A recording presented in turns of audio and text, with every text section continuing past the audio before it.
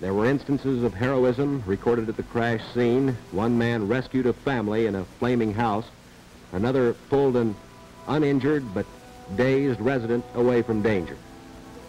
Civil Defense, Red Cross, and Salvation Army all mobilized for a disaster, but those nearest the crash site were either killed or spared injury.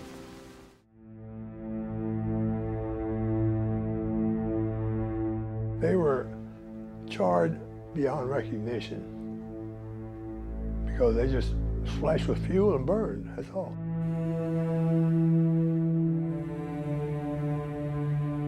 The death toll, 30 people, 23 on the ground along with 7 on board the KC-135 tanker.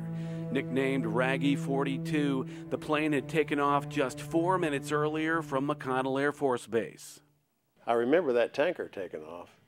Now a retired airline pilot, Doug Moeller was a 21-year-old machinist at the Boeing factory right next to the airbase. Most of the time when a tanker would take off, it would go by fairly high, but this airplane was real low, and I thought to myself, the airplane's either got a serious problem or it's way heavy, because there was no reason for it to be that low at that point in departure. The plane's mission was to refuel in midair a modified B-52 bomber that was being tested. But this flight lasted just 4 minutes. It was doomed from the start, from the time it left the ground.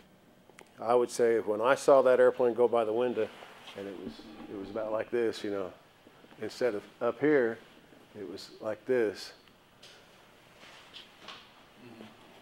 It was over with. Raggy 42 had taken off from McConnell at 9:27 heading north. Witnesses say it never got more than a few hundred feet off the ground. Starting a northwest turn over Oliver Street, it started to yaw or appear unstable. The crew started dumping fuel from the plane's massive refueling tanks as they flew over Wichita State University, then banked hard to the left. Seconds later, the plane made a frantic mayday call to the control tower, and the jet took a nosedive. The airplane came across those trees, those houses going like this, and finally just hit nose first. And thank goodness it didn't just go like that. It had cleaned out of 2 or 3 or 4 city blocks, you know. But it pretty much hit the ground in an attitude about like this.